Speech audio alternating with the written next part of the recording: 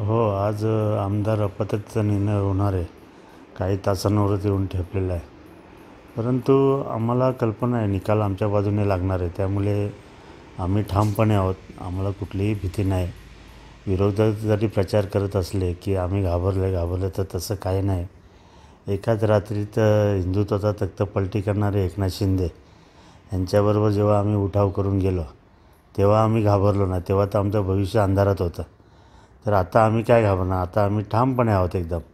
त्यामुळे कुठलीही भीती नाही. निर्णय आमच्या बाजूनेच लागणार याची आम्हाला पूर्ण कल्पना आहे. नाही, विरोधक तर ते नेहमीच बोलत असतात. जेव्हापासून ते कोर्टाचे निर्णय असो, कुठले निर्णय असो, ते आनंद व्यक्त करत असतात.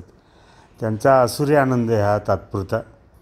तेव्हा त्यांना दिसेल आता थोड्या काही तासातच त्यांना समजेल काय जे म्हणजे परिस्थिती आहे, आम्ही कशा पद्धतीने ज्या गोष्टीवरती ठाम आहोत आणि निर्णय कोणाच्या बाजूने लागणार हे आम्हाला माहीत आहे. त्यामुळे आम्ही एकदम बिनधास्त आहोत, एकदम फ्रीमध्ये आहोत. विरोधकांना त्यांचं काम करू द्या, त्यांना त्यांचा आनंद घेऊ द्या तात्पुरता.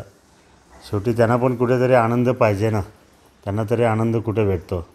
त्यामुळे ह्या गोष्टीवर तरी त्यांना आनंद भेटू दे बिचाऱ्यांना.